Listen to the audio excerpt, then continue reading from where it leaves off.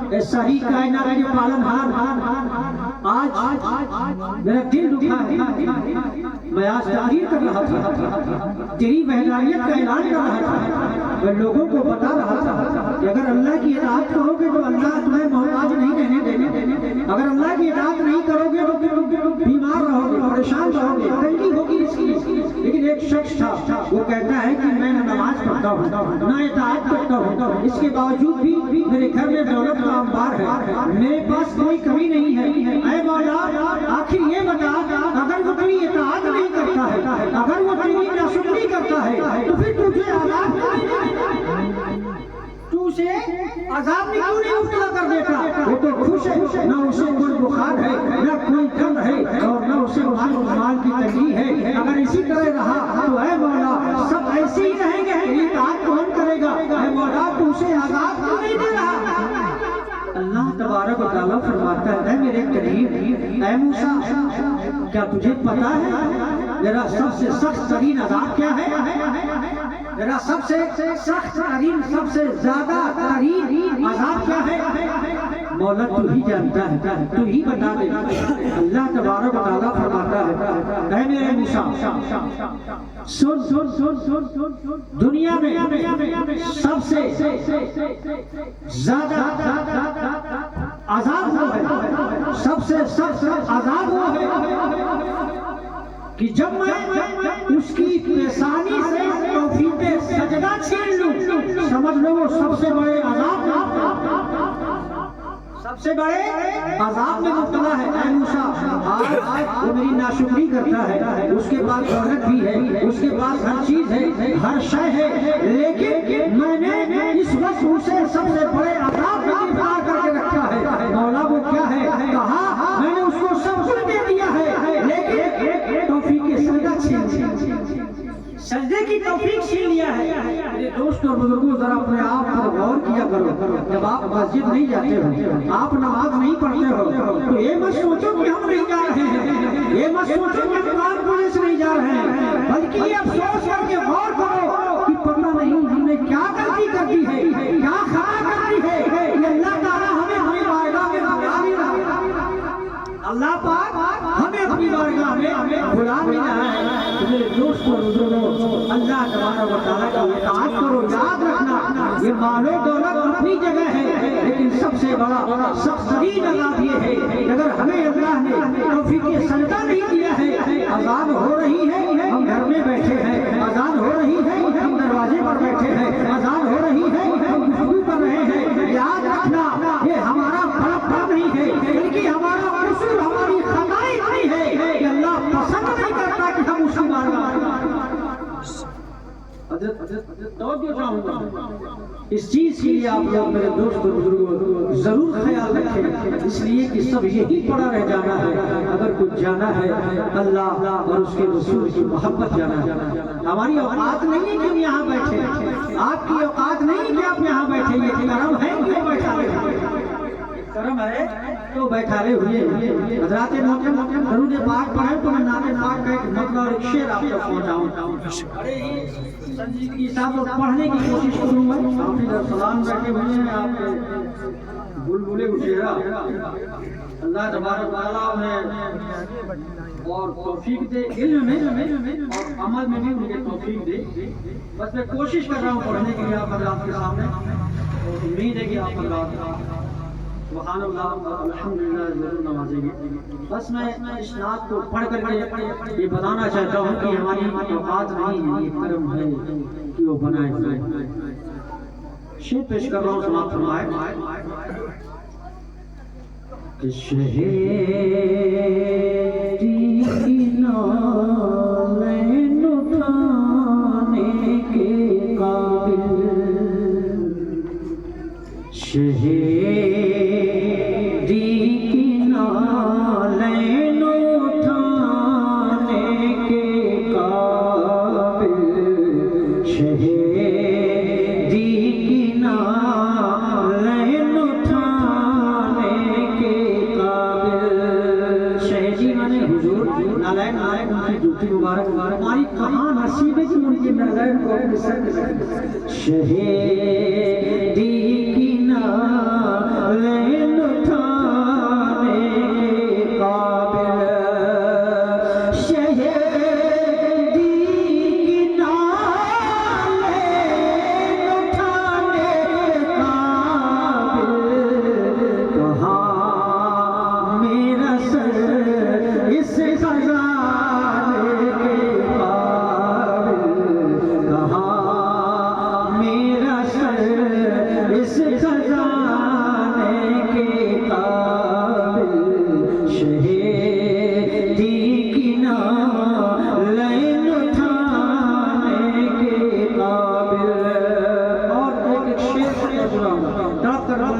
रसूलुल्लाह कि वो खाके दयारे हबीबे खुदा है, वो खाके दयारे हबीबे खुदा है।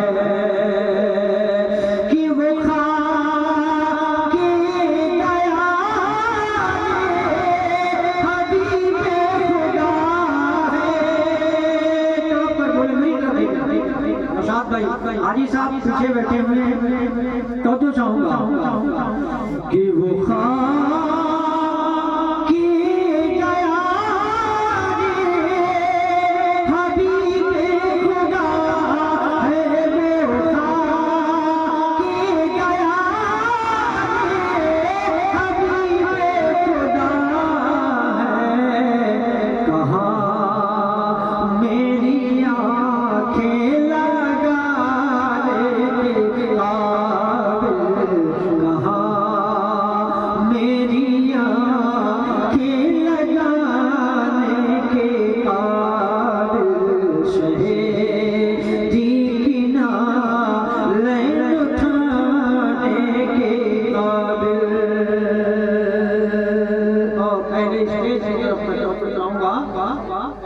कि अभी वो बुला ले मुझे एक पल में, मुझे एक पल में,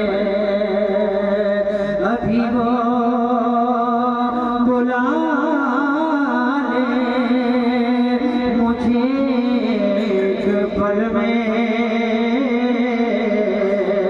मुझे एक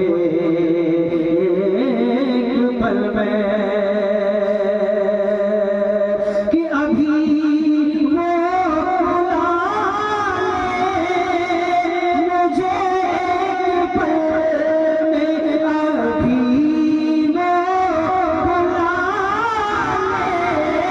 मुझे एक पल में, मगर हाँ मगर मैं कहाँ हूँ बुलाने के काबिल, मगर मैं कहाँ हूँ बुलाने के काबिल, शहीदी की नालें उठाने के काबिल। और फिर क्या फरमाया शान साहब फरमाए कि खुदा की कसम वो बुलाएंगे मुझको, खुदा की कसम बुलाएंगे हमको, कि खुदा की कसम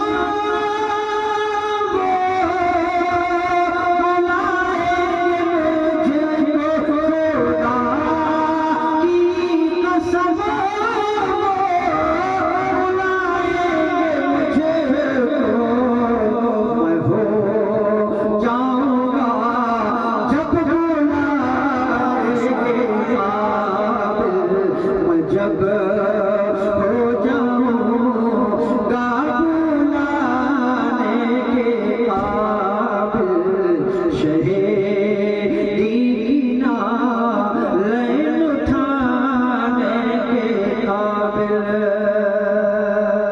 तड़प कर बोलने या रसूलुल्लाह, आप बड़ी खामोशी के साथ सुन रहे हैं, हाथों को लहरा कर बोले या रसूलुल्लाह, या हबीबल्लाह।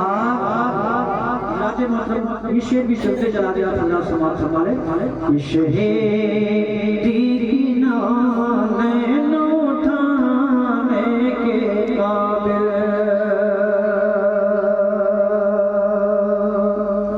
और मेरा जिक्र छोड़ो तसव्वुर भी मेरा, मेरा जिक्र छोड़ो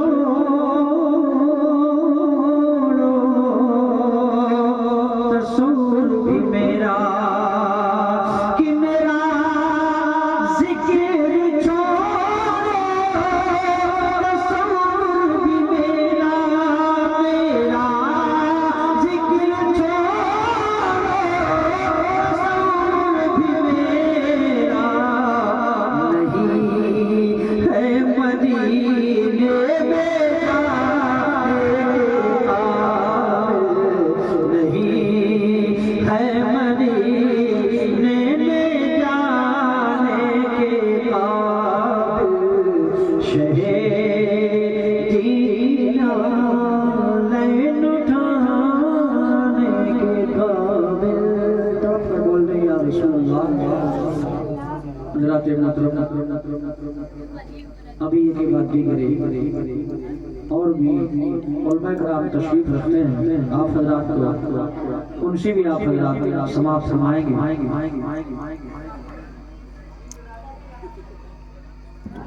मैं अपनी गुफ्तगू को आप हजरात के सामने गोश गुजार क्योंकि ना तो सुनते सुनाते रहते हैं। कुछ बातें मैं ऐसी आपसे करूँ जो आप और हमारे नबी की मोहब्बत के साथ नबी की सीरत भी हमारे दिलो दिमाग में हमारी अमल में गुजरती हुई नजर आए।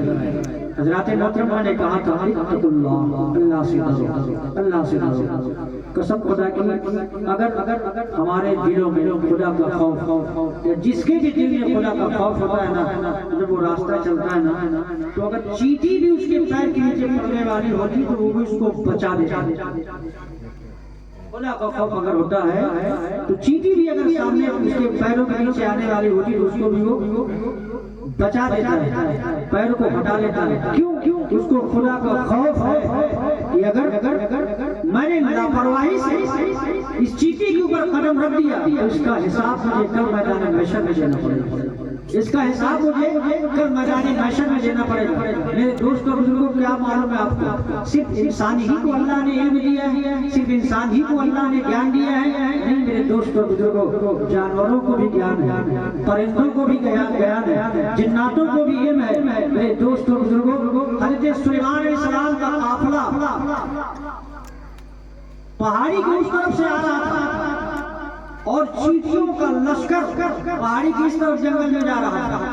सुना होगा आप लोगों ने, सूरह नम्ल में ये वाकया आप बैठे हुए आप इनसे सुनेंगे। मैं सिर्फ ये बता रहा हूँ कि इल्म किसे कैसे बीज जो है कई तरह का होता है, लेकिन उस चींटी का इल्म बता रहा हूँ आपको। उसका लफ्ज उसकी जबान लफ्ज निकले वो कितने प्यारे लफ्ज। चींटी ने जो चींटी का सरदार आगे जा रही थी, उसने अपनी चींटियों से कहा कि हजरत सुलेमान अलैहिस्सलाम का लश्कर आ रहा है, इसी रास्ते से इस रास्ते को छोड़कर अपने अपने घरों में घुस जाओ, वरना कहीं लाइनी में तुम उनके पैरों के नीचे ना आ जाओ, तुम उनके पैरों के नीचे ना आ जाओ। अब आप बताओ मेरे दोस्तों, उसको हम और आप तो इंसान है, वो चींटी है, लेकिन उसको पता है कि पहाड़ी के उस पार से सुलेमान अलैहिस्सलाम का लश्कर आता है, उसको इल्म है। और जो अल्लाह का करीबी बंदा होता है उसकी समाअत का आलम न पूछो। चींटी यहाँ से चींटी की आवाज कितनी होगी, वो कितना बात करेगी, कितनी आवाज आएगी, लेकिन चींटी अपने चींटियों से कह रही है, लेकिन उसकी आवाज को सुलेमान अलैहिस्सलाम ने सुन लिया और जब सुना तो मुस्कुरा भी दिए। साथियों ने कहा हुजूर यहाँ जंगल में कोई मुस्कुराने की वजह नहीं है और आप तबस्सुम फरमा रहे हैं। कहा कि पहाड़ी के उस पार चींटियों का सरदार अपने लश्कर से कह रहा है कि तुम अपने अपने घरों में घुस जाओ, सुलेमान अलैहिस्सलाम का लश्कर आ रहा है, कहीं लाइल्मी से तुम उनके पैरों के नीचे ना जाओ। चींटी ने ये नहीं कहा कि वो लोग लापरवाही से तुम्हें कर देंगे, ये भी कह सकती थी कि चींटियों अंदर चली जाओ, वरना वो तो लश्कर है, तो सिपाही हैं, वो लापरवाही में तुम उनके तुम्हारे ऊपर वो पैर रख देंगे। ये नहीं कहा, बल्कि ये कहा कि लाइल्मी से तुम कहीं उनके पैरों के नीचे ना जाओ। इसलिए उस चींटी के लफ्ज में ये आदत था कि एक पैगंबर जो अल्लाह का नबी है उसके वो रहनुमा है और उसकी जो कौम है तो उनकी कौमों से लापरवाही हो ही नहीं सकती है, इसलिए उनका रहनुमा तो एक नबी का पैगंबर। ये अल्फाज उसने कहे थे दरूद पाक पढ़े, अल्लाहुम्मा सल्ली अला सय्यदना मौलाना मुहम्मदिन कमा तुहिब्बु तर्ज़ा तसल्ली अलैहि सलातु व सलामुन अलैका या रसूलल्लाह सल्लल्लाहु अलैहि वसल्लम। हज़रात मोहतरम, आज खौफ की आई थी। अगर हमारे दिल में खुदा का खौफ है, दिल में हाथ रख के बताना, जब रमजान शरीफ का महीना आता है, बच्चा भी रोजादार रहता है, बड़ा भी रोजादार रहता है, जवान बूढ़े सब जो भी रोजेदार रहते हैं, लेकिन उस वक्त खुदा का खौफ और खुदा का यकीन इतना पुख्ता होता है रमजान के महीने में, इतना पुख्ता होता है कि मत पूछो। अगर 10-11 साल का बच्चा भी अगर रोजा है, अब तो 5-6-7 साल की बच्चियां भी माशाअल्लाह रोजा रख लेती है, और रोजा है। और आप सोचो कि अगर हमें भूख लगी हो, हमारे सामने बेहतरीन बिरयानी रखी हो, खुशबू मार रही हो, तो दिल मचलता है यार खाएं, भूख लगी। लेकिन जब रमजान का महीना रोजेदार जो होता है ना, उसके सामने जब रोजा खोलने का समय आता है, तरह तरह के पकवान रखे रहते हैं, फल फ्रूट पुलाव बिरयानी हर चीज रखी रहती है। जिन को पानी तक नहीं पिया है, वो सूख गए हैं, उसके हलक सूख गया है, पानी भी ठंडा रखा है, शरबत भी रखा है, खाना भी मौजूद है, लेकिन मजाल है कि खाने मजाल है कि कोई उठा ले, ये तो सबके बीच की बात है। अरे वो बच्चा है, तो चाहे तो कमरे में जाकर के खा सकता है कि कोई कौन देख रहा है, लेकिन उतना छोटा बच्चा भी यकीन रखता है और खुदा का खौफ रखता है कि मेरी माँ तो नहीं देख रही, मेरा बाप तो नहीं देख रहा, लेकिन अल्लाह पाक तो देख रहा है, अल्लाह पाक तो देख रहा है। इसलिए मेरे दोस्तों बुजुर्गों, हम और आप यहाँ हमेशा के लिए नहीं आए हुए हैं, हमेशा की जिंदगी तो हमारी आखिरत की जिंदगी, आखिरत की जिंदगी हमेशा के लिए हमारी, ये तो चंद दिन के मेहमान है। इस जिंदगी की 4 दिन की जिंदगी में हम और आप जब जिंदगी गुजारें तो इस तरीके से गुजारें कि हर कदम हमारा, हम दोस्तों से बात करें तो ऐसी कि दोस्त का दिल ना दुखे, रिश्तेदारों से बात करें तो ऐसी कि रिश्तेदारों का दिल न दुखे, अपने भाइयों से ऐसा बर्ताव करें कि भाइयों का दिल न दुखे। मेरे दोस्तों बुजुर्गों, अगर यूं ही तरीका रहा तो देखिए दौलत कमा करके चले जाओगे, वो चंद दिनों में खत्म हो जाएगी, लेकिन अगर शोहरत बढ़ा करके गए तो चलती ही नहीं। खुदा का खौफ मैं बता रहा हूं, हजरत उमर फारूक रज़ियल्लाहु ताला बादशाह खलीफा हुए हैं, 4 लाख मुरब्बा मील के बादशाह, कौन? हजरत उमर फारूक रज़ियल्लाहु ताला 4 लाख मुरब्बा मील के हुक्मरान थे। आप आलम ये था कि जब मदीना के लोग सो जाते थे तो आप रात में गश्त लगाते थे, पहरा लगाते थे कि कोई परेशान तो नहीं, कोई बीमार तो नहीं, कोई भूखा तो नहीं, पहरा लगाते थे। क्यों आखिर क्या उनको जरूरत थी पहरा लगाने के? जो बादशाह थे, वो तो खलीफा थे, आराम से भी सोते, लेकिन नहीं, उनको खौफ था खुदा का कि अगर कहीं मेरी खिलाफत में अगर मेरी रियाया कोई भूखी सो गई या कोई परेशान हाल है और कल मैदान मैशर में उसने अल्लाह की बारगाह में मेरी शिकायत लगा दी कि मौला उमर के राज था और मैं भूखा था, तो बताओ वो क्या देगा? आप गश्त लगा रहे थे, मतलब रात में मदीने में गश्त लगाया, आपके साथ आपके एक साथी भी थे, दोस्त भी थे, लगाते 2 बस्तियां बची थी कि फजर की अजान हो गई। फजर की जब अजान हुई तो बड़े फारूक चेहरे में नकाब मस्जिद में गए, बोले साथी से कि नमाज पढ़ लेते हैं, जो 2 बस्तियां बची तो उसको बाद में देख लिया जाए। फजर की नमाज पढ़ी, नमाज पढ़ने के बाद बाहर निकले, चेहरे पर नकाब है और उस बस्ती की तरफ जाने लगे। क्या देखते हैं कि इस बस्ती और उस बस्ती के बाहर एक झोपड़ी बनी हुई, खेमा जैसा तंबू लगा हुआ है, वहां एक बुढ़िया बैठी हुई है। हजरत उमर फारूक ने अपने घोड़े को रोक दिया, रोकने के बाद उतर गया और अपने साथी से कहते हैं कि बुढ़िया यहाँ अकेले बैठी हुई है और इसके चेहरे में उदासी, ऐसा लगता है कि इसको बहुत परेशानी, किसी परेशानी में मुब्तला है। या तो पूछ तो सही कि क्या परेशानी? अल्लाह चेहरा के मुसलमानों जरा सोचो कि वो उमर और आज और आप जो अपनी माँ को पूछने के लिए तैयार, अपने बाप को पूछने के लिए तैयार। अगर बेटा बाजार से मिठाई लेकर के आता है, अपनी बीवी के हाथ में थमाता है और कहता है कि जाओ 2 कतरी जो तो माँ को भी दे आओ, ज़्यादा मीठा नहीं खाती। क्या माँ के अरमानों में क्या क्या प्रभाव पड़ता होगा, क्या असर पड़ता होगा कि ये मेरा बाप मेरा सींचा हुआ, मेरा बड़ा किया हुआ और आज मुझी को पराया समझ रहा है। ऐ उमर फारूक के गुलामों, जरा सीखो उनकी जिंदगी से। उनकी माँ नहीं थी, न कोई रिश्तेदार थी, लेकिन फिर भी उतरे और पूछा कि क्या पूछ क्या परेशानी है।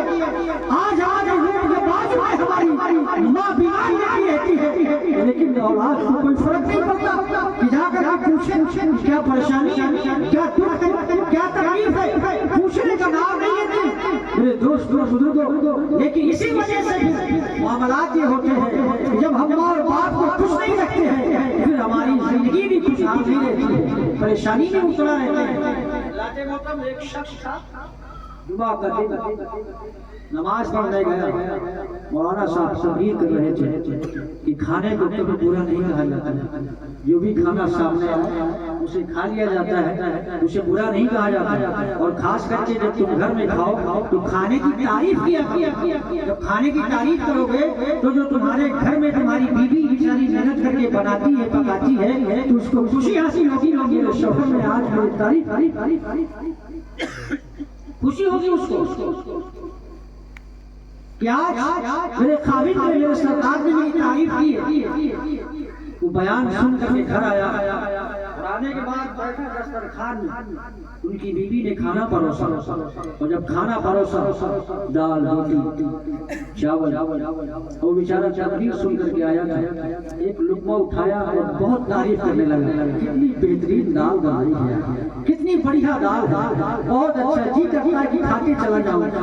तारीफ पर तारीफ, तारीफ पर तारीफ, तारीफ पर तारीफ बेचारा करता हुआ नजर आ रहा था। जब बहुत ज्यादा तारीफ हो गई, उनकी बीवी बाहर अंदर से निकली और हाथ में बेलना लेकर के निकली और फेंक करके मारा उसको, फेंक करके मारा और कहती है कि 20 साल से मैं तुम्हें बना करके खिला रही हूँ, आज तक तुमने तारीफ नहीं की, खाना अच्छा, दाल अच्छी है, सब्जी अच्छी है, और आज मैंने पड़ोसन से दाल मांग करके ले आई हूँ तो आज बड़ी तारीफ, आज मैं पड़ोसन से दाल मांग करके ले आई हूँ तो बड़ी तारीफ कर रहे हो। तो मेरे दोस्तों बुजुर्गों, कभी कभी किसी कमाल भी हो जाता है, सोच समझ के तारीफ भी करना पड़ता है। दरूद पाक में अल्लाहुम्मा सल्ली अला सय्यदना मुहम्मद व अला आलि सय्यदना मौलाना मुहम्मदिन कमा तुहिब्बु व तुहिब्बु सल्ली अलैहि सलातु व सलामुन अलैका या रसूलल्लाह सल्लल्लाहु अलैहि वसल्लम।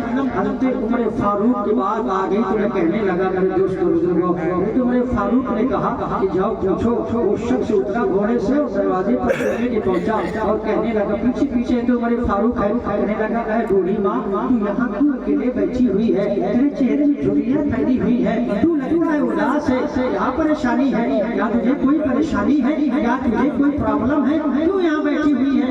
दुनिया ने कहा कि तू कौन होता है पूछने, 30 लाख तू जहाँ जा रहा था वहीं जा, मैं तुझसे क्यों बताऊँ कि मुझे क्या परेशानी है, तू जा, तू कौन होता है पूछने वाला, तुझसे क्यों बताऊं कि मुझे क्या परेशानी है। बोले नहीं बूढ़ी माँ बता तो सही क्या परेशानी है। वो बात चल ही रही थी, उमर फारूक आ गए सामने और कहते हैं बूढ़ी माँ ठीक है, तुम अंदर तो आ जाओ, तुम हमें अंदर तो आ जाने देंगे। अब भाई उमर फारूक भी अंदर बैठ गए और आपका दोस्त भी अंदर है और जाने के बाद बुढ़िया वहाँ बैठी हुई है। अब उमर फारूक कहते हैं ऐ बूढ़ी माँ बता तो दे आखिर क्या परेशानी है, क्यों परेशान हो। बूढ़ी बताया ना कि तुम क्या करोगे पूछ के, और तुम्हें बता करके मैं क्या करूंगी, तुम जाओ जहाँ जा रहे हो अपना काम करो। है कि मेरे फारूक इसरार पर इसरार कर रहे हैं। आज हम और आप हैं, अगर हमारी माँ को पानी की जरूरत है तो एक मरतबा हम गए और अगर उन्हें कह दिया नहीं पीना है तो लेकर के चले जाए। मेरे दोस्तों बुजुर्गों, एक आशिक़े वालिदैन था जिनकी